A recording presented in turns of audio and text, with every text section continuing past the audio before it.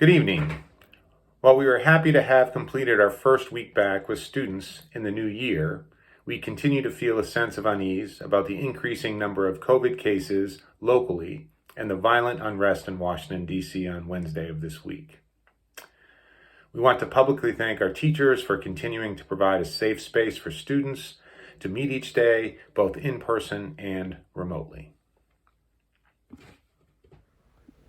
Reminder of health checklist and travel guidance.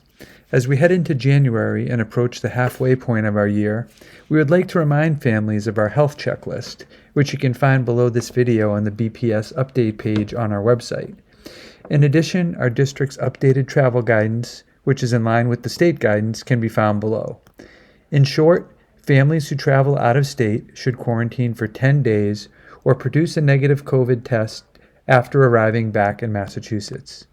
If you have any questions about COVID-19 or our protocols, please feel free to email me at larkin@bpsk12.org or our nurse leader, Barbara Conley, at bconley@bpsk12.org. A reminder about our upcoming PD days. Please note that we have 2 full professional development days for staff in January, where there will be no school for students. The first of these 2 days is next Wednesday, January 13th, and the second is Wednesday, January 27th. In addition, we have 2 full professional development days for staff in March, on March 10th and March 31st.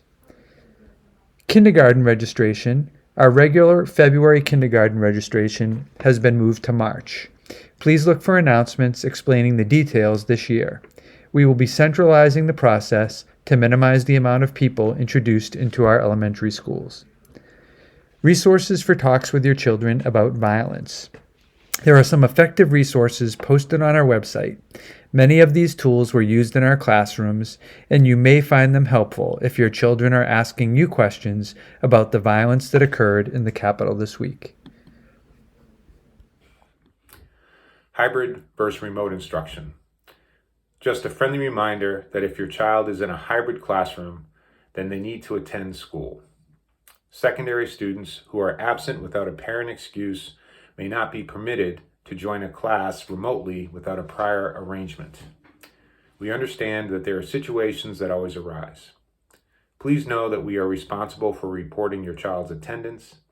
There needs to be a parent-supported reason for a hybrid student to be absent from school if they want to access their classes remotely. We want to conclude with our gratitude. Again, while there are aspects of 2020 that we are happy to see conclude, we also recognize that we have seen educators at their best.